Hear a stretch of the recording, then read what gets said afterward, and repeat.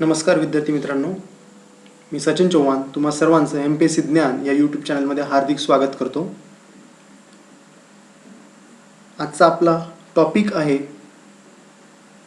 लॅटिट्यूड्स and longitudes, अक्षवृत्त आणि रेखावृत्त. हा फार सोपा टॉपिक जरी असला तरी याची बेसिक कन्सेप्ट बऱ्याच लोकांना माहिती नसतात आणि त्यासाठीच हा सर्वात महत्त्वाचा टॉपिक आणि हा व्हिडिओ. पण तत्पूर्वी तुम्हा सर्वांना एक विनंती की तुम्ही MPSC ज्ञान म्हणजेच हे चॅनल यासाठी लाईक, शेअर आणि सबस्क्राईब जरूर करा, म्हणजेच मी नवनवीन व्हिडिओज तुमच्यापर्यंत नक्कीच पोहोचवू शकू. तर चला मित्रांनो, सुरुवात करू. तुम्हा सर्वांना माझा जय जिजाऊ. तर बघा, सर्वात बेसिक कन्सेप्टपासून सुरुवात करूयात आपण. उत्तर ध्रुव आणि दक्षिण ध्रुव म्हणजे काय? बऱ्याच लोकांना हा फंडा माहीत नाही आहे, कारण की आपण बऱ्याच वेळेस नॉर्थ पोल, साऊथ पोल हा कन्सिडर करताना आपण मॅग्नेटचा विचार करतो. पण बघा, जेव्हा आपण जॉग्राफीचा कन्सिडर केलेला असतो त्यावेळेस आपल्याला एक गोष्ट लक्षात ठेवायची आहे की कुठलीही जॉग्राफीची गोष्ट ही खगोलशास्त्राशी रिलेटेड असते. आता खगोलशास्त्रामध्ये एक तारा आहे ज्याला ध्रुव तारा असं म्हणतात, आणि आपण लहानपणापासून ही गोष्ट ऐकली आहे की ध्रुव ताऱ्याची जागा कधीही बदलत नाही. मग ध्रुव ताऱ्याची जागा बदलत नाही, मग ती कुठल्या दिशेला असते? तर ती असते उत्तर दिशा. म्हणजेच ज्या दिशेला ध्रुव तारा आहे त्या दिशेचं जे पृथ्वीचं टोक आहे त्याला आपण म्हटलेलं आहे उत्तर ध्रुव. हा बघा इथे, त्याला काय म्हटलेलं आपण? उत्तर ध्रुव असं म्हटलेलं आहे. आणि उत्तर ध्रुवाच्या एक्झॅक्ट अपोजिट साईडला आपण कन्सिडर केलेलं आहे दक्षिण ध्रुव. तर हा कन्सेप्ट खूप साधा आणि सोपा आहे, एवढं लक्षात ठेवा. उत्तर ध्रुव, ज्या दिशेला ध्रुव तारा आहे त्या दिशेचं टोक म्हणजेच उत्तर ध्रुव, आणि ज्या दिशेला दक्षिण दिशा कन्सिडर केली म्हणजे उत्तराच्या एक्झॅक्ट अपोजिट साईडला, त्याला दक्षिण ध्रुव असं म्हणतो. आता इथे हा शब्द एक वापरलेला आहे, आसाची दोन टोके. आसाची दोन टोके म्हणजे काय? ते एक काल्पनिक रेष पाडलेली आहे आपण. उत्तर ध्रुव आणि दक्षिण ध्रुव यांच्या मधातनं जाणारी एक काल्पनिक रेष, आणि ही जी गोष्ट आहे ह्या रेषेलाच आपण म्हणतो आस. आता हा आस किती पृथ्वीचा कितीने कललेला आहे? तर हा कललेला आहे 23.5 अंशांनी. 23.5 अंशांनी पृथ्वीचा आस हा कललेला आहे. तर हा एक गोष्ट तुम्हाला लक्षात ठेवायला लागेल. आणि हे बाकीच्या काय गोष्टी आहेत आपण समोर बघूयात. बघा, आता विषुववृत्त म्हणजे काय हे लक्षात घेऊयात पहिल्या. आता हा विषुववृत्त हा अक्षवृत्तांचाच प्रकार आहे, किंबहुना हा अक्षवृत्तांचं दुसरं नाव आहे. मग दुसरं नाव म्हणजे काय? तर पृथ्वीचे, आता आपल्याला पृथ्वीवर काही लोकेशन्स कन्सिडर करायचे असतील तर आपल्याला काय करावं लागतं की तिथले एक स्थान निश्चित करावं लागेल. म्हणजे जसं की मी ज्या गावात राहतो त्या गावाचा मुक्काम, पोस्ट, ॲड्रेस, तालुका, जिल्हा अशा जर गोष्टी मी दिल्या तर तुम्ही त्या माणसापर्यंत म्हणजेच किंबहुना माझ्यापर्यंत व्यवस्थित पोहोचवू शकाल. तशीच गोष्ट पृथ्वीवर सुद्धा आहे. म्हणजेच काय होतं बघा, तर या पृथ्वीवर आपण काही रेषा ओढल्यात. आता ह्या रेषा फिजिकल आहेत का? तर नाही, ह्या व्हर्च्युअल रेषा आहेत, ह्या काल्पनिक रेषा आहेत. मग आपण रेषा कशा ओढल्या ते बघूयात. आता पहिली गोष्ट म्हणजे आपण अक्षवृत्तांपासून सुरुवात करू. आपण बोलतानाच असं म्हटलं की विषुववृत्त जे आहे त्याला इक्वेटर असं म्हणतो. हे इक्वेटर अक्षवृत्तांचाच एक प्रकार आहे किंवा अक्षवृत्तांचंच एक नाव आहे. तर मग कसं नाव आहे? तर बघा, आपण कन्सिडर केलं की पृथ्वी गोल आहे. ॲक्च्युली आपली पृथ्वी गोल नाही आहे, ती थोडी सफरचंदाच्या आकाराची आहे, बरोबर. मध्यभागी थोडीशी फुगीर आणि दोन्ही बाजूंना थोडीशी चपटी, असा तिचा एक वेगळाच आकार आहे.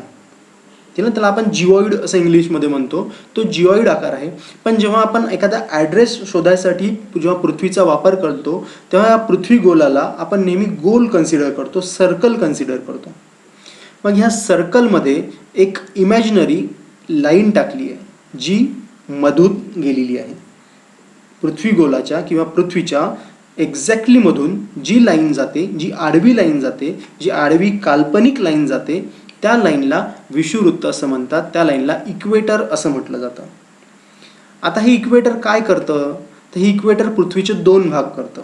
जसं इथे तुम्हाला दिसत आहे, हा एक भाग आणि हा दुसरा भाग. ठीक आहे. मग विषुववृत्ताच्या वरच्या साईडला जो की तुमचा नॉर्थ आहे त्याला उत्तर ध्रुव असं म्हणतात. बघा इथे, त्याला उत्तर ध्रुव असं म्हणतात. मगाच आपण बघितलं ध्रुव ताऱ्याची दिशा उत्तर ध्रुव. आणि जी गोष्ट विषुववृत्ताच्या डाऊनला आहे म्हणजे साऊथला आहे तिला आपण साऊथ ध्रुव म्हणू, म्हणजे दक्षिण ध्रुव म्हणूयात, बरोबर. मग विषुववृत्ताचं काम काय झालं? तर विषुववृत्तानं पृथ्वीचे दोन भाग केले, उत्तर ध्रुव आणि दक्षिण ध्रुव. ठीक आहे. आता आपण हे इथं बघून घेऊयात की दोन्ही ध्रुवांपासून काय आहे तर सारख्या अंतरावर आहे. ऑब्व्हियसली सारख्या अंतरावर असणार आहे, कारण की आपण पृथ्वी गोलाच्या मधातून रेष ओढलेली आहे, एक्झॅक्टली मध्यातून रेष ओढलेली आहे. त्यामुळं हा काहीही जरी झाला तरी सारख्याच अंतरावर असणार आहे. ठीक आहे. आपण मगाच बोलताना म्हटलं काल्पनिक रेषा आहे आणि आडवा गोल पाडलेला आहे त्यांनी, बरोबर. मगाच म्हटलं भूमध्यातून जाते, सेंटरमधून चाललेली लाईन. आता काय कन्सिडर केलं आपण, ह्या विषुववृत्ताला पृथ्वीचा जो पहिला पार्ट पाडला आपण त्याला आपण 0 डिग्री असं नाव दिलं आहे. 0 डिग्री असा नाव दिलेलं आहे. का दिलेलं आहे ते पुढे बघूयात, कारण की इथून नेमकी आपली मोजण्याचा अंश मोजण्याचं ठिकाण सुरू होतं आणि सगळ्यात सुरुवातीची व्हॅल्यू आपण 0 कन्सिडर करतो, म्हणून आपण याला 0 डिग्री असं नाव दिलेलं आहे. ठीक आहे. पूर्व पश्चिम हे वर्तुळ आहे. वर्तुळ म्हणजे काय, तर हा गोल आहे आणि हा जो गोल आहे ते हा गोलला असा आडवा गोल असल्या कारणाने म्हणजे इथून सुरू झाला आणि परत मागणं येऊन इथेच थांबला, असा हा पूर्ण वर्तुळ गोल आहे जो पूर्वेपासून सुरू होतो आणि पश्चिमेला येऊन संपतो. म्हणजे इथून सुरू होतो आणि इथे येऊन संपतो, असा त्याचा पूर्ण पूर्व पश्चिम वर्तुळाचा गोल आहे, म्हणजेच तो पूर्ण वर्तुळ आहे. ही गोष्ट तुम्हाला लक्षात ठेवायची आहे की अक्षवृत्त जे आहे किंवा विषुववृत्त जे आहे ते पूर्ण वर्तुळाकारच असतं. ठीक आहे. हा प्रश्न येऊन गेलेला आहे. आता बघा, भूपृष्ठाचे 2 समान भाग आपण मगाच पाडलेत. 2 समान भाग आपण पाडून घेतलेत त्याचे. उत्तरेकडील भाग उत्तर गोलार्ध, दक्षिणेकडील भाग दक्षिण गोलार्ध आपण सांगितलेलं आहे. उत्तर व दक्षिण गोलार्ध जोडणाऱ्या मध्यवर्ती काल्पनिक रेषा, ही पण आपण असं म्हटलेलं आहे की काल्पनिक रेषा आहे, कारण की अशी फिजिकल रेष पाडणं सहजासहजी शक्य होणार नाही. पृथ्वीचा आस किंवा पृथ्वीचा जो आपण त्याला व्यास म्हणू, तो व्यास बराच मोठा असल्या कारणाने ही गोष्ट शक्य होत नाही. जवळजवळ 12,756 किलोमीटर, किती म्हटलं, 12,756 किलोमीटर एवढा पृथ्वीचा व्यास आहे आणि त्यामुळे ही गोष्ट पॉसिबल होणार नाही फिजिकली तिथे हे करणं. आणि आता बघा की पृथ्वीवरील सर्वात मोठे वर्तुळ असल्या कारणाने, आता पृथ्वीवरील सगळ्यात मोठं वर्तुळ कसं काय झालं बरं, तर बघा पृथ्वी हा आपण मगा म्हटलं जिओइड आकाराची आहे. आपण मगा बोलताना सांगितलं कुठल्या आकाराची आहे, जिओइड आकाराची आहे. ठीक आहे ना. जिओइड आकाराची असल्या कारणाने ती मध्यभागी फुगीर आहे आणि जी गोष्ट मध्यभागी फुगीर आहे तर तिच्या भोवती असणारी कडी नक्कीच सर्वात मोठी असेल. म्हणूनच आपण म्हटलं की पृथ्वीचं काय आहे तर पृथ्वीवरील सर्वात मोठे वर्तुळ आणि म्हणजेच काय आहे तर पृथ्वीचा परिघ आहे हा.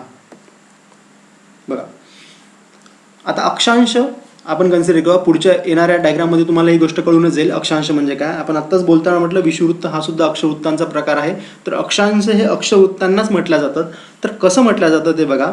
आपण काय केलं की पृथ्वी जी आहे ती अशी आहे, तिचं हे सेंटर पकडलं आपण जर समजा आणि तिथून जर एक त्रिज्या काढली तिची आणि इथे जर आपण कोनमापक ठेवलं या प्रकाराचं आणि इथे मग काय असेल 1 2 3 असे अंश असतील, बरोबर. इथे 90 अंश असेल जसं उत्तर ध्रुव झाला. तर ह्या अंशामधून पृथ्वीच्या मेन टोकाला म्हणजे हे सुद्धा तेच असतील, इथे 90 असेल, बरोबर. म्हणजे इथून जर मी समजा 1 अंश अशी जर रेष ओढली, पुढच्या वेळेस परत 2 अंश अशी जर रेष ओढली तर इथे 90 अंश अशी रेष ओढेल, बरोबर. तर ह्या ज्या व्हॅल्यूज आहेत किंवा हे जे रेषा आपण काल्पनिक रेषा इथे पाडलेल्या आहे कोन मापकाच्या सहाय्यानं, ह्याला म्हणतात अक्षांश, बरोबर. ह्या रेषेला 1 अक्षांश म्हणजे हा तर 0 झाला विषुववृत्ताचा, हा 1 अक्षांश, हा 2 अक्षांश, अशा प्रकारे. ठीक आहे. मग बघा हेच काय आहे तर आता मी जर इथलं कुठलंही जर ॲड्रेस दिलं असेल पृथ्वीवरच्या या टोकाचं कुठलंही ॲड्रेस, तर मला फक्त काय सांगायचं, इथला अक्षांश सांगायचा. मग अक्षांश सांगायचा म्हणजे काय सांगायचं, त्याचा अंतर सांगायचं. अंतर कशात सांगायचं तर कोनांमध्ये सांगायचं, कारण की पृथ्वी गोल आहे आणि पृथ्वी गोल असल्या कारण त्याचे कोन पडतील, बरोबर. तर बघा आता उत्तर गोलार्धातील ज्या रेषा असतील, म्हणजे उत्तर गोलार्ध कसा हा विषुववृत्त, ह्याच्यावरच्या ज्या रेषा असतील त्याला उत्तर गोलार्ध, त्याला उत्तर अक्षांश म्हणतात, कारण की हा जो पाडलाय हा काय आपला अक्ष आहे, त्याला उत्तर अक्षांश म्हणायचं. मग दक्षिण गोलार्धात सुद्धा अशाच रेषा पडतील इमॅजिनरी लाईन्स, आणि मग ह्या इमॅजिनरी लाईन्सला म्हणायचं दक्षिण अक्षांश. ठीक आहे. मग एक्झाम्पल बघा कसं सांगितलं यांनी, तर मुंबईचा अक्षांश काय दिला आहे 180.55 उत्तर. म्हणजे उत्तर म्हणजे काय की विषुववृत्ताच्या वरच्या साईडला जेही काही असेल त्याला उत्तर म्हणायचं, विषुववृत्ताच्या डाव्या साईडला जेही काही असेल त्याला काय म्हणायचं, दक्षिण गोलार्ध म्हणायचं. मग 180.55 मोजायचं. मग इथनं 180.55 कुठे येतात तर, बरोबर ना. चला पुढे बघूयात. आता बघा आता आपण जी गोष्ट बोललो, जी कोनीय अंतराची आपण गोष्ट केली होती, ती कोनीय अंतर बघा इथं आलेत. हा पृथ्वीचा मध्य, ही पृथ्वीची शून्य अक्षवृत्त. शून्य अक्षवृत्तालाच आपण इक्वेटर म्हणजेच काय म्हटलं होतं आपण, विषुववृत्त म्हटलं होतं. मग तिथून येणाऱ्या प्रत्येक एका अंशाची जी काही डिग्री असेल तिच्यावर आपण इमॅजिनरी लाईन्स पाडल्या, त्याला आपण काय म्हटलं होतं, अक्षांश असं म्हटलं होतं. बरोबर. चला, तर मग असे किती पडतात तर बघूयात, पुढे आपण पूर्ण त्याची डिटेल्स देऊयात किती पडतात ते. तर ह्या ज्या इमॅजिनरी लाईन्स आहेत त्या ह्या प्रकारे दिसतील आणि हे जे तुमच्या लाईन्स आहेत याला म्हणतात अक्षवृत्त. आता हे अक्षवृत्त बघा कसे असतात. तर अक्षवृत्त हे नेहमी पूर्व ते पश्चिम असतात. जसं की आपण आत्ताच बघितलं, आडव्या लाईन्स ह्याला काय म्हणायचं, अक्षवृत्त म्हणायचं. आता ह्या विषुववृत्ताला समांतर. आता समांतर म्हणजे काय की जेव्हा ह्या दोन लाईन्स मी पृथ्वीवर अशा काढल्या, जर हा पृथ्वी जर ही अशी गोल असणार तर ह्या दोन लाईन्स एकमेकांना, ही लाईन ए आहे, ही लाईन बी आहे, तर हे ए बी एकमेकांना कधी टच होणार नाहीत. बरोबर. म्हणजे त्याला पॅरलल म्हणायचं, म्हणजे त्याला समांतर म्हणायचं. म्हणून काय विषुववृत्त काय असतात, समांतर असतात. आणि ही काल्पनिक आहे, पूर्ण वर्तुळ आहे. जसं की ही पृथ्वी आहे, समजा ही अशी फिरून परत ह्या साईडला येईल. ही जर अक्षवृत्त असेल तर हे अक्षवृत्त फिरून परत या साईडला येईल. हे पूर्ण वर्तुळ, आणि पूर्ण वर्तुळ कशावर तर पृथ्वीवर असेल. ही बॅक साईड, ही फ्रंट साईड, ही गोष्ट लक्षात ठेवायची. ही जी साईड असेल ही पृथ्वीची बॅक साईड असेल आणि ही जी साईड असेल ही सुद्धा काय असेल, पृथ्वीची फ्रंट साईड असेल. ही गोष्ट तुम्हाला लक्षात ठेवायची. बरोबर. चला पुढचं पाठ पाहूयात. आता बघा, विषुववृत्त हे सर्वात मोठं आणि मूळ अक्षवृत्त आपण म्हटलं. मूळ अक्षवृत्त का, आपण 0 डिग्री कन्सिडर केलं म्हणून याला मूळ अक्षवृत्त असं म्हणूयात. विषुववृत्त हे सर्वात मोठं, कारण की आपण मग सांगितलं जिओइड आकार आहे, फुगीर आहे मध्यभागी आणि तिच्या भोवती असणारी कडे सर्वात मोठी, म्हणून विषुववृत्त हे काय झालं, सर्वात मोठं अक्षवृत्त झालं. आता बघा, तिथे एक महत्त्वाचा पॉईंट नोट केलेला आहे. त्यावरील सर्व स्थळांचे अक्षांश 0 डिग्री असतात. म्हणजेच काय तर बघा, आता जर मी ही अशी लाईन काढली, हा माझा अक्षवृत्त आहे, ह्याचं जर नाव हा आपला विषुववृत्त झाला, हे 0 डिग्री आहे. तर पृथ्वीवर समजा इथं कुठला तरी देश असेल आणि ह्या साईडला कुठला तरी देश असेल, किंवा इथे सुद्धा कुठला तरी देश असेल, असं कन्सिडर करू, इथं कुठला तरी देश आहे. तर ह्या सर्व देशांची व्हॅल्यू ही 0 डिग्री अक्षवृत्त असेल. अलग लक्षात, कारण की इथचा ॲड्रेस दिलेला ना आपण की 0 डिग्री, म्हणजे इथं असणाऱ्या प्रत्येक शहराचं, प्रत्येक माणसाचं, प्रत्येक वस्तूचं लोकेशन काय असणार आहे, 0 डिग्री अक्षवृत्त आहे. कुठल्याही गोष्टीचं लोकेशन घेण्यासाठी त्याच्या रेखावृत्ती आणि अक्षावृत्तीय दोन्ही व्हॅल्यू माहीत पाहिजेत. पण आपण सध्या अक्षवृत्त शिकतोय म्हणून आपण अक्षवृत्त कन्सिडर करूयात. बरोबर. तर बघा, आता सर्वात महत्त्वाचा पॉईंट परीक्षेला येऊ शकतो असा प्रश्न आलेला आहे की उत्तर ध्रुव म्हणजेच ही बाजू आणि दक्षिण ध्रुव म्हणजेच ही बाजू, जी की 90 डिग्री आहे, 90 डिग्री नॉर्थ आणि 90 डिग्री साऊथ असं जे आहे ते, हे काय आहे, ते सर्वात लहान बिंदू अक्षवृत्त आहेत. आता हे सर्वात लहान कसे झाले बरं, तर बघा, पृथ्वीचा आकार कसा सांगितला आपण, मध्यभागी फुगीर आणि दोन्ही साईडला चपटी. म्हणजे जर मी इथे रेष ओढली, याच्या भोवती जर सर्कल काढलं, याच्या भोवती सर्कल काढलं, तर तुम्हाला ही गोष्ट लक्षात येत आहे की लाईन ज्या आहेत त्या शॉर्ट होत चालल्यात आणि शेवटी अशी एक वेळ येईल की जिथं काय असेल तिची व्हॅल्यू फक्त टिंब असेल. बरोबर. म्हणूनच त्या टिंबांनाच काय म्हटलं आहे तर बिंदू अक्षरवृत्त असं म्हटलेलं आहे. आणि हे टिंब कुठे येतील तर हे फक्त 90 डिग्रीला येतील. इतर ठिकाणी टिंब येतील का, नाही, ते नेहमी फक्त 90 डिग्री नॉर्थ आणि 90 डिग्री साऊथ इथंच येतील. म्हणजे आता हा इम्पॉर्टंट प्रश्न असा पडू शकतो तुम्हाला की अक्षवृत्त हे जे असतात हे विषुववृत्तापासून ध्रुवाकडे जाताना त्यांची व्हॅल्यू लहान लहान होत जाते. बरोबर का, बघा बरोबर आहे का, आलं का लक्षात तुमच्या.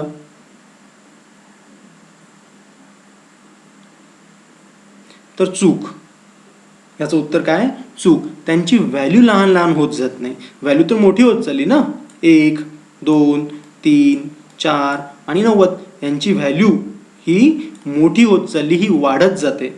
बरोबर. पण मग लहान काय होत जाते तर विषुववृत्तासोबत जे अक्षवृत्त आहे त्यांची लांबी लहान होत जाते, त्यांची लेंथ लहान होत जाते, त्यांची व्हॅल्यू लहान होत जात नाही. व्हॅल्यू जी आहे ती म्हणजे विषुववृत्तापासून उत्तर ध्रुवाकडे जाताना वाढत जाते. काय वाढत जाते, व्हॅल्यू वाढत जाते. ही गोष्ट लक्षात ठेवा, हा MCQ असू शकतो. व्हॅल्यू वाढत जाते कुठून कुठपर्यंत, इक्वेटरपासून कुठपर्यंत जायचं आपल्याला, नॉर्थ पोलकडे जायचं, तर व्हॅल्यू वाढत चालली. पण काय कमी होत चाललं तर त्यांची लेंथ कमी होत चालली. आलं लक्षात, लेंथ कमी होत जाते. मग दोन्ही साईडला म्हणजे विषुववृत्तापासून नॉर्थ पोलकडे जाताना त्यांची लेंथ कमी होत जाते, लांबी कमी होत जाते, आणि विषुववृत्तापासून साऊथ पोलकडे येताना सुद्धा त्यांची काय होत जाते, लेंथ की म्हणजेच लांबी कमी होत जाते. आली लक्षात? चला आता पुढे बघूया. आता एक कन्सेप्ट आहे इथे बृहदवृत्त म्हणून. आता बृहदवृत्त कशाला म्हणतात?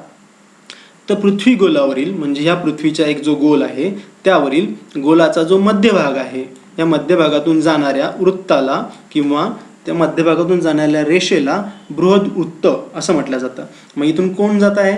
तर विषुववृत्त जात आहे, म्हणून विषुववृत्त हे काय आहे? तुमचं बृहदवृत्त आहे. ही गोष्ट तुम्हाला लक्षात ठेवायची आहे, बरोबर. आणि बाकीचे अक्षवृत्त मग याच्यातून जातात का? वरचे जे असतील आणि खालचे जे असतील ते बिलकुल जाणार नाहीत. म्हणजे ते बृहदवृत्त असतील का? तर ते बृहदवृत्त नसणार आहेत. मग त्यांना काय म्हणतात? तर लघुवृत्त असं म्हणतात. म्हणजे इथून जे असतील ते त्यांना लघु म्हणायचं आणि विषुववृत्ताचं जे असेल त्याला काय म्हणायचं? बृहदवृत्त असं म्हणायचं, बरोबर. चला पुढे चला. बघा आता बघा एक महत्त्वाचा कन्सेप्ट काय आलेला आहे. अक्षांश यांची लांबी सर्वत्र सारखी नाही. आत्ताच आपण बघितलं की त्यांची लांबी सर्वत्र सारखी आहे का? नाही. ती कुठून कुठपर्यंत कमी होत जाते? विषुववृत्तापासून पोलपर्यंत कमी होत जाते. ठीक आहे. मग आता बघा पुढे, दोन अक्षांशातील अंतर सर्वत्र सारखे आहे का? तर हो. का सारखे आहे? समांतर आहेत. आपण म्हटलं मगाच पृथ्वी गोलावर दोन लाईन्स काढल्या, त्या दोन लाईन्स म्हणजे आपले अक्षवृत्त झाले आणि ह्या अक्षवृत्ताचं जे अंतर असेल, ठीक आहे ना, हे नेहमी समांतर असेल. त्याला किती अंतर असणार आहे? तर ते 111.04 किलोमीटर एवढं अंतर दोन अक्षवृत्तांदरम्यान असतं. आता हा कन्सेप्ट थोडासा वेगळा आहे. बघा मी इथं खाली परत एक नोट लिहिली आहे आणि तो नोट हे पेपरला आले तर तुम्हाला लिहायचं नाही, फक्त तुमच्या अंडरस्टँडिंगसाठी आपण इथे लिहून ठेवलेलं आहे. काय लिहून ठेवलेलं आहे मी ते एक्सप्लेन करतो. म्हणजे बघा अक्षांशातील अंतर सरासरी 111 किलोमीटर आहे, जे की आपण आत्ताच म्हटलं. म्हणजेच व्हॅल्यू किती? 69 मैल. ही गोष्ट तुम्हाला लक्षात ठेवायची. हा MCQ असू शकतो. एक अंश अक्षांशातील अंतर सर्वत्र सारखे नाही असं म्हटलेलं आहे. इथं काय म्हटलं आपण? सर्वत्र सारखे नाही. आणि वर काय सांगितलं आपण? सर्वत्र सारखे आहेत असं सांगितलेलं आहे. आता दोन वेगवेगळ्या गोष्टी आल्या इथं. कशा आल्या? बघा आपण पृथ्वी कशी कन्सिडर केली होती? तर आपण पृथ्वी कन्सिडर करताना अशी थोडीशी चपटी कन्सिडर करतो, बरोबर. आता ही चपटी कन्सिडर केल्यानंतर इथे जी व्हॅल्यू असणार आहे ती जास्त असेल की कमी असेल बघा. आणि इथं पुढची जी व्हॅल्यू येईल ती चपटी असल्या कारणानं ही थोडीशी लाईन लहान होईल. म्हणजे मला इथून इकडे जाताना थोडंसं डिस्टन्स जास्त ट्रॅव्हल करावं लागेल, कारण की हा आकार जो आहे ना हा गोल आहे, बरोबर. हा आकार गोल असल्या कारणाने ही जर सरळ रेषा म्हणजे हा जर चौकोन असता तर सरळ सरळ रेषा पडल्या असत्या, बरोबर. पण हा जो आहे हा सर्कल आहे आणि सर्कल असल्या कारणाने मध्यभागातून बरोबर काय जातं? एक लाईन जाते आणि ती लाईन कशी जाते? तर ह्याची सर्क्युलर टाईपमध्ये जाते. आणि कुठल्याही गोष्टीचं सर्क्युलर डिस्टन्स घेताना थोडंसं जास्त अंतर लाईनपेक्षा ट्रॅव्हल करावं लागतं, बरोबर. म्हणून इथे काय आलं बघा की विषुववृत्ताजवळ ते अंतर किती आहे? 110 किलोमीटरचं आहे, बरोबर. आणि ध्रुव प्रदेशात मग किती म्हटलेलं आहे? 111 किलोमीटरचं असं आपण सांगितलेलं आहे. आलं लक्षात? कारण की इथून इथं डिस्टन्स ट्रॅव्हल करायला आपल्याला 111 किलोमीटर लागतील आणि इथून थोडंसं डिस्टन्स आहे म्हणून आपल्याला किती लागतील? 110 किलोमीटर लागतील. तर हा कन्सेप्ट आहे. हा पेपरला काही तुम्हाला लिहायचं नाही. पेपरला सरळ सरळ तुम्हाला एवढंच लिहायचं आहे की दोन अक्षवृत्त एकमेकांना कधीही भेटत नाहीत. ते समांतर असतात आणि ते समांतर असून त्यांची व्हॅल्यू किती असते? तर 111.04 किलोमीटरची असते. मग आपण मग बघितलं की सर्वात मोठं अक्षवृत्त कोण झालं? तर 0 डिग्रीचं कोण? विषुववृत्त. आणि सर्वात लहान अक्षवृत्त कोण सांगितलं आपण? 90 डिग्रीचं उत्तर आणि दक्षिण अक्षवृत्त. हे दोघेही कोण झाले? सर्वात लहान अक्षवृत्त झाले. आता एक प्रश्न पडतो तुम्हाला की मग पृथ्वीवर एकूण असे सर्व मिळून किती अक्षवृत्त आहेत? असा साधा सोपा प्रश्न आहे. मग साधा सोपा प्रश्न बघा की असे किती अक्षवृत्त आहेत मग? तर असे 181 अक्षवृत्त आहेत. कसे? तर बघा हे 90 कुठले? विषुववृत्तापासून वरच्या साईडचे 90, ठीक आहे. आणि विषुववृत्तापासून खालच्या साईडचे 90. हा विषुववृत्त जो एकटा राहिला हा विषुववृत्त. असे एकंदरीत किती झाले? 181 अक्षवृत्त झालेले आहेत.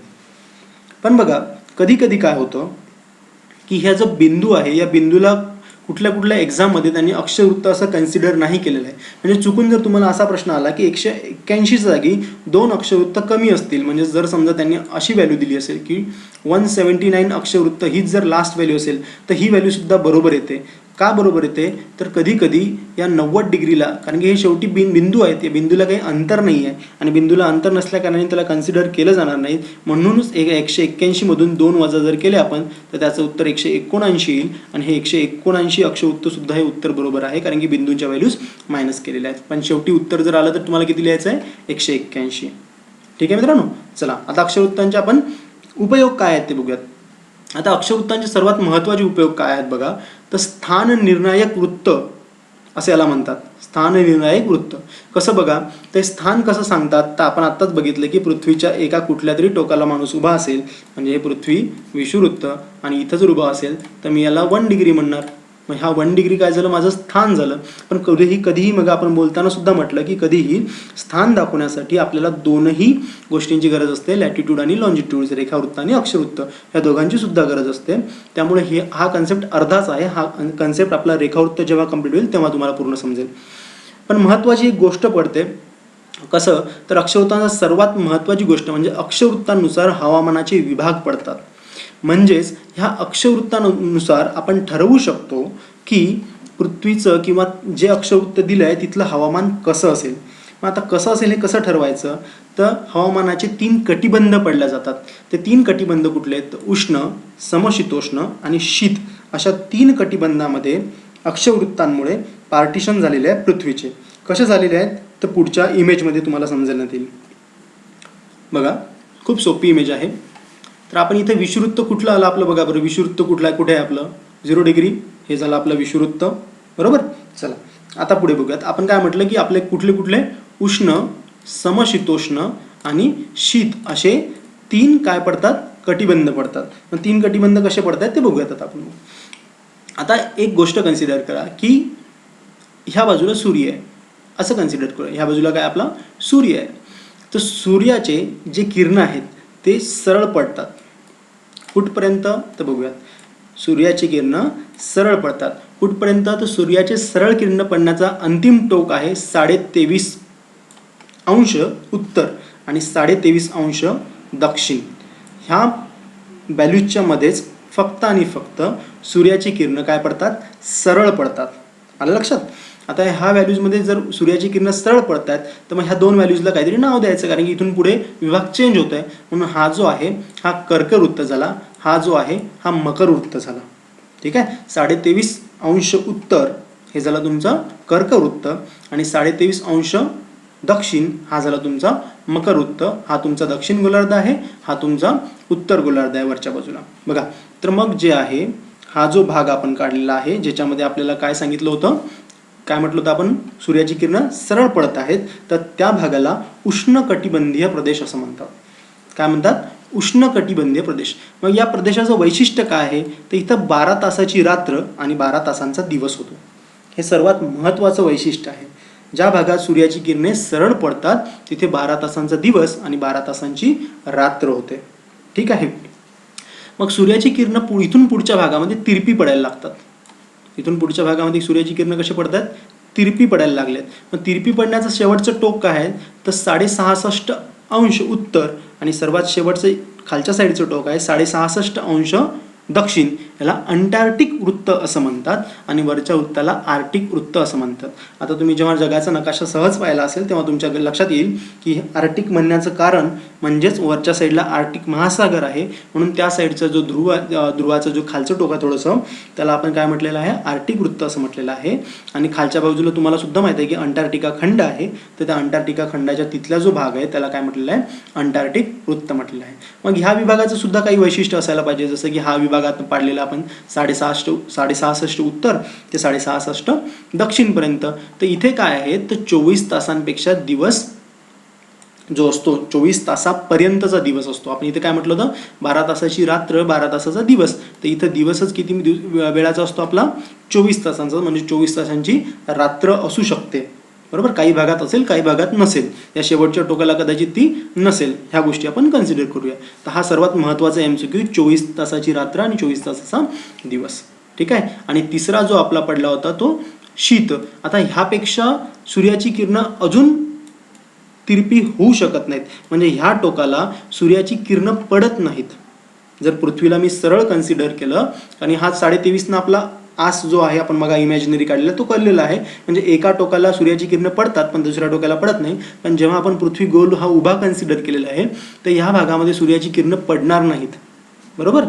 मग ह्या भागात जर सूर्याची किरणं पडणार नाहीत तर हा जो आहे हा एक अजून विभाग झाला. ह्या ज्या विभागाला आहे ह्या विभागाला आपण शीत विभाग म्हणतो, कारण इथं सूर्यच नाही आहे. तर मग इथं जो दिवस असतो तो जो 24 तासांपेक्षा जास्त असतो, 24+ तासांचा दिवस असतो. म्हणजे इथं काय असतं, या शेवटच्या टोकाला जे असते 6 महिन्यांचा दिवस आणि 6 महिन्यांची रात्र एवढा मोठा काळखंड इथं असतो. ठीक आहे. 6 महिन्याची दिवस आणि 6 महिन्याची रात्र असते. तर सर्वात महत्त्वाचा फायदा होता कशाचा, अक्षवृत्त रेखाटण्याचा. कशावर, पृथ्वीगोलावर. तर पुढे बघूयात आपण आता बघा याने अजून एक काय गोष्ट होते, तर पृथ्वीचं परिवलन आपण म्हणतो 24 तासांमध्ये होतं. 360 डिग्री पृथ्वी स्वतःभोवती फिरते, त्याला आपण परिवलन म्हणतो. मग 360 डिग्री स्वतःभोवती फिरल्यानंतर किती वेळात फिरणार, ती 24 तासामध्ये फिरणार.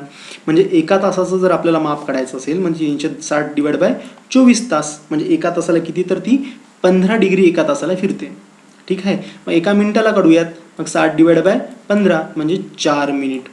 ठीक आहे ना. मग 4 मिनिटामध्ये पृथ्वी किती फिरते, 1 डिग्री फिरते. मग ह्यानी आपल्याला काय मिळेल, तर ह्यानी आपल्याला खूप महत्त्वाचा प्रश्न सॉल्व होतो. जेव्हा आपण टाईम, याच्या पुढच्या लेक्चरमध्ये जेव्हा आपण टाईम झोनचे प्रश्न सोडूयात तेव्हा आपल्याला हा सर्वात महत्त्वाचा मुद्दा आहे की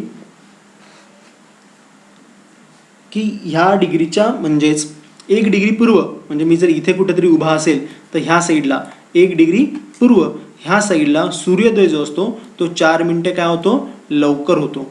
4 मिनिटे लवकर होतो. आणि मी जो उभा आहे त्याच्या ह्या साईडला म्हणजे पश्चिम साईडला सूर्य 4 मिनिटे उशिरा होतो.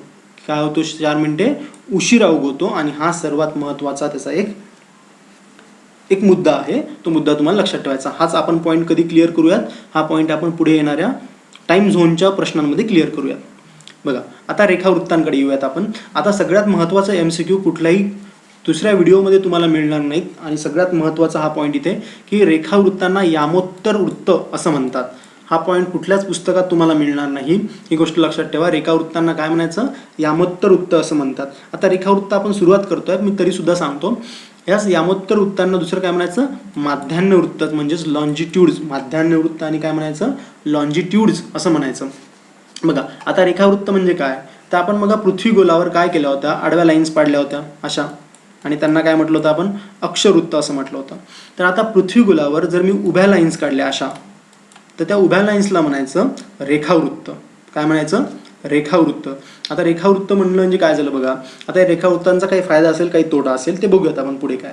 तर मग काय म्हटलं मी, दक्षिणोत्तर काल्पनिक लाईन जशी वृषवृत्त किंवा अक्षवृत्त सुद्धा काय होत्या, आपल्या काल्पनिक लाईन्स होत्या पण त्या आडव्या होत्या.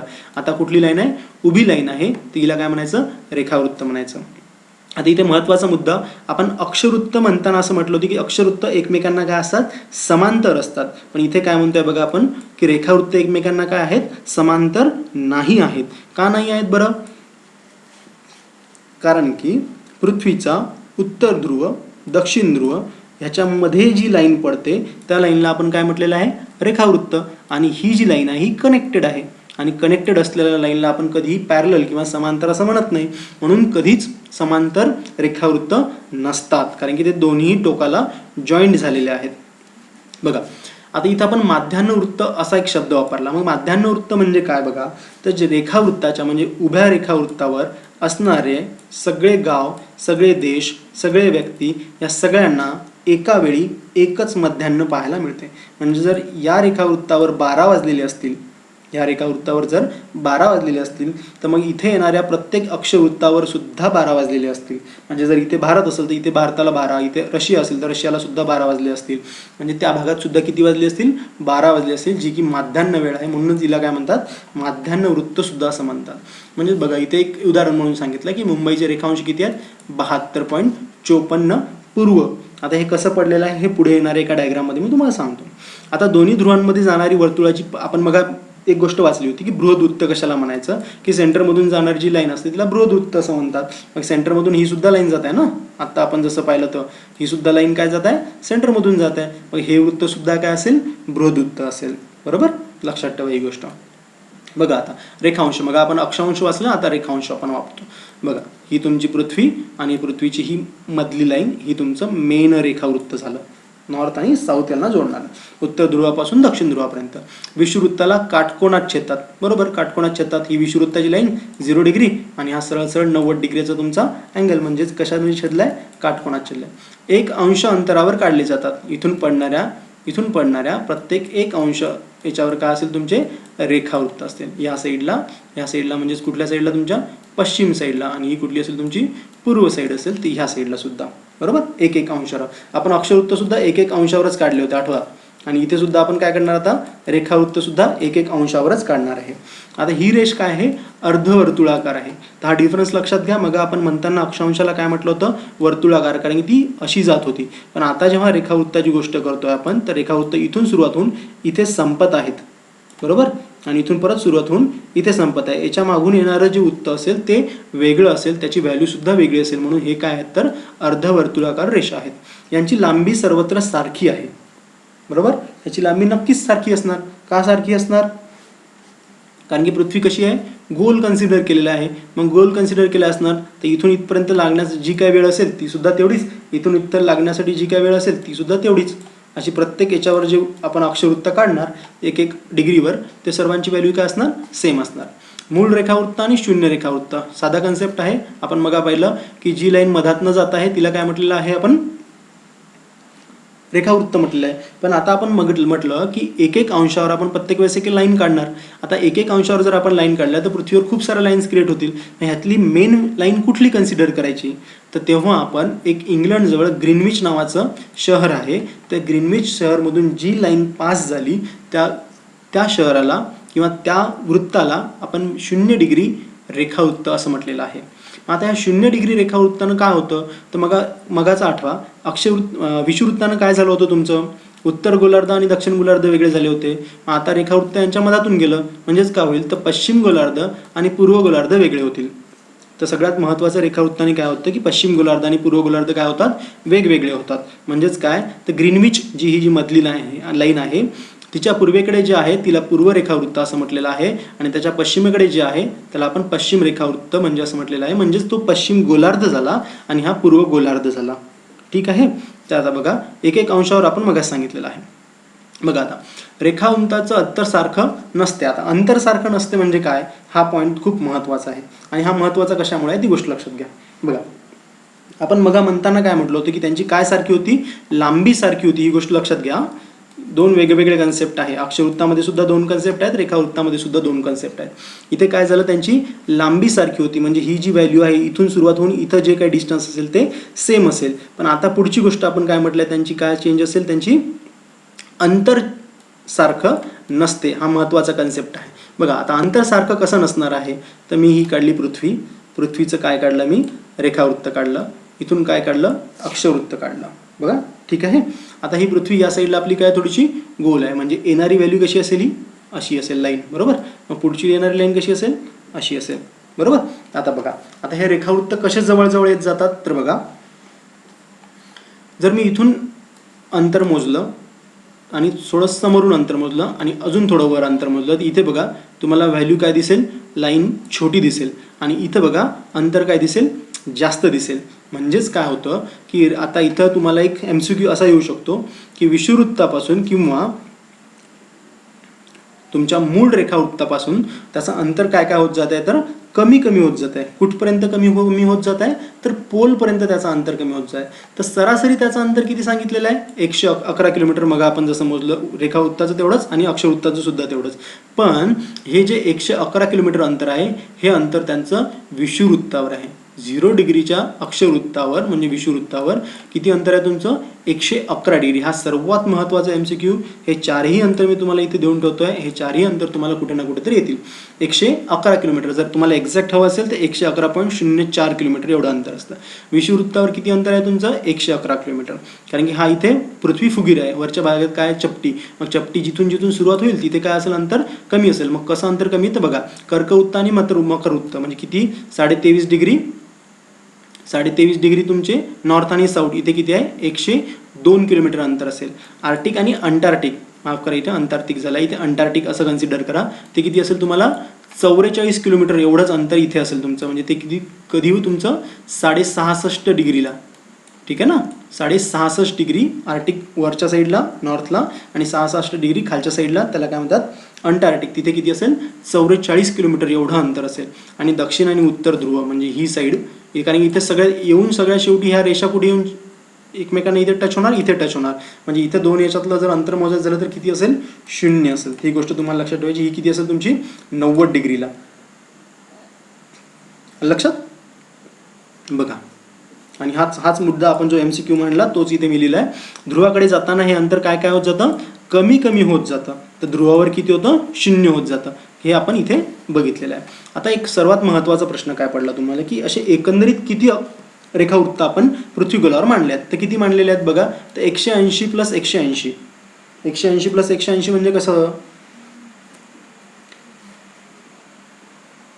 ही तुमचं मूळ रेखावृत्त.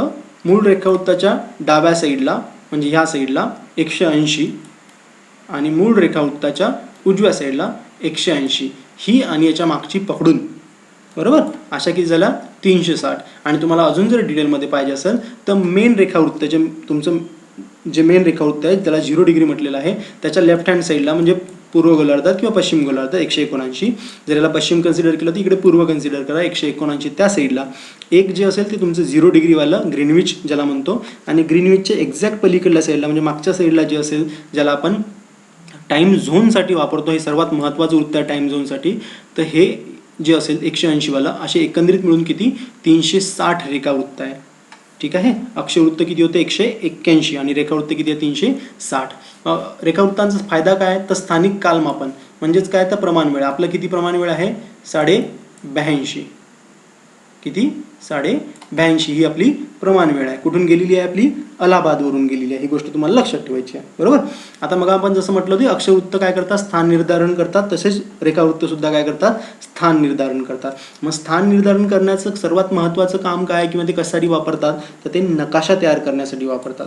म्हणजे जर मी कुठल्याही व्यक्तीला माझा अक्षांश आणि रेखांशाची व्हॅल्यू दिली तर माझं एक्झॅक्ट लोकेशन शोधण्यासाठी फार मदत होऊ शकते. ठीक आहे. बघा आता हाच कन्सेप्ट इथे पुढे राबवलेला आहे नकाशा काढण्यासाठी किंवा एक्झॅक्ट लोकेशन फाइंड आउट करण्यासाठी. त्याला वृत्त जाळी असं म्हणतात. अक्षवृत्त आणि रेखावृत्त जे टोटल किती आहेत 181 अक्षवृत्त आणि 360 रेखावृत्त असे एकंदरीत मिळून जे काही पृथ्वीगोलावर तुम्ही मांडलेले असतील, जसं इथे बघा हे तुमचे अक्षवृत्त आणि हे तुमचे काय झाले रेखावृत्त, ह्या सगळ्यांचे मिळून जी काही जाळी तयार होते तिला वृत्त जाळी असं म्हणतात. आणि हिचं काम काय असतं तर नकाशे काढण्यासाठी आणि एक्झॅक्ट लोकेशन फाइंड आउट करण्यासाठी हिचा वापर होतो. ठीक आहे मित्रांनो. चला पुढे घ्या. आता बघा हा पूर्ण जगाचा नकाशा आहे. जगाच्या नकाशामध्ये आपण बघूयात की कसं कसं डिस्ट्रीब्यूट झालेलं आहे. तर ही तुमची 0 डिग्री, ठीक आहे ना, रेखावृत्त. हे 0 डिग्री अक्षवृत्त, बरोबर. हे 23.5 डिग्री काय आहे तुमचं कर्कवृत्त. हे तुमचं 23.5 डिग्री साऊथ, 23.5 डिग्री दक्षिण, याला मकरवृत्त असं म्हणतात. हे तुमचे वेगवेगळे झोन. आता बघा आपला भारत कुठे आहे लक्षात. म्हणजे आता जर मला या पूर्ण नकाशावर मला जर काही व्हॅल्यूज सांगायचे असतील की भारत देश कुठे आहे तर मला सांगताना त्याचा पहिले अक्षवृत्तीय विस्तार सांगावा लागेल. त्याचा काय सांगायचा अक्षवृत्तीय विस्तार. आणि ते झाल्यानंतर मग मला त्याचा काय सांगायचा आहे आडवा उत्तर म्हणजे कोणता रेखावृत्तीय विस्तार सांगायचा आहे. मग माझा किती येतो 82. तर 82 कुठे येतो या साईडला आणि नंतर वरच्या साईडला आपला 8.4 आणि हा कुठे येतो इथे. मग आपण हा असा मोजूयात. म्हणजे आपला भारत कुठे येतो तर बघा आता ह्या मेरिडियननं काय झालं होतं आपल्या म्हणजे रेखावृत्तानं काय झालं पश्चिम गोलार्ध आणि पूर्व गोलार्ध असे भाग पडले. इक्वेटरमुळे काय झालं होतं विषुवृत्तामुळं उत्तर गोलार्ध दक्षिण गोलार्ध असा भाग पडला होता. मग आपला भारत कुठे आहे इथे आहे. तर मग सांगताना तो कुठे येईल बघा. हा काय असतो तुमचा उत्तर गोलार्धात भारत आहे का हो. आणि पूर्व गोलार्धात भारत आहे का हो. मग भारत कुठे आहे तर उत्तर पूर्व गोलार्धात आहे. ही गोष्ट लक्षात ठेवायची. आता कन्सिडर करा मला ऑस्ट्रेलियाचा जर ॲड्रेस सांगायचा असेल तर ऑस्ट्रेलियाचा ॲड्रेस कुठं सांगता येईल आपल्याला बघा बरं. ऑस्ट्रेलिया कुठं दिसतोय तुम्हाला उत्तर गोलार्धात की दक्षिण गोलार्धात तर दक्षिण गोलार्धात दिसतोय. पश्चिम गोलार्धात दिसतोय या साईडला की तुम्हाला ह्या साईडला पूर्व गोलार्धात दिसतोय तर तो पूर्व गोलार्धात दिसतोय. मग पूर्व गोलार्धात असल्या कारणाने ऑस्ट्रेलियाचा ॲड्रेस जर सांगताना आपल्याला असं सांगावं लागेल की ऑस्ट्रेलिया हा देश जगाच्या दक्षिण गोलार्धात दक्षिण पूर्व गोलार्धात आहे. म्हणजे दक्षिण बाजूला सुद्धा आला आणि पूर्व बाजूला सुद्धा आला. मग जर मला समजा साऊथ आफ्रिकेचं सांगायचं असेल आता हा तर समजा दोन्ही भागामध्ये आहे पण समजा आपण खालचा भाग कन्सिडर केला तर दक्षिण भाग म्हणू शकतो याला. आणि हा कुठला आहे तुमचा पश्चिम साईड म्हणजे पश्चिम आणि दक्षिण म्हणजे दक्षिण पश्चिम गोलार्धामध्ये कोण आहे आपला आफ्रिका. मग नॉर्थ अमेरिका कुठे येईल बरं तर उत्तर पश्चिम गोलार्धामध्ये येईल. ठीक आहे मित्रांनो, हा सर्वात महत्त्वाचा पॉईंट होता. असं मला वाटतं की ह्या संदर्भातले सर्व जे काही पॉईंट्स असतील हे तुमचे कव्हर झाले असतील. जर काही प्रश्न असतील तुमचे तर मला नक्कीच कमेंट करा. परत एकदा सांगतो, नवीन व्हिडिओज पाहण्यासाठी प्लीज चॅनलला लाईक, शेअर आणि सबस्क्राईब करा. धन्यवाद. थँक्यू.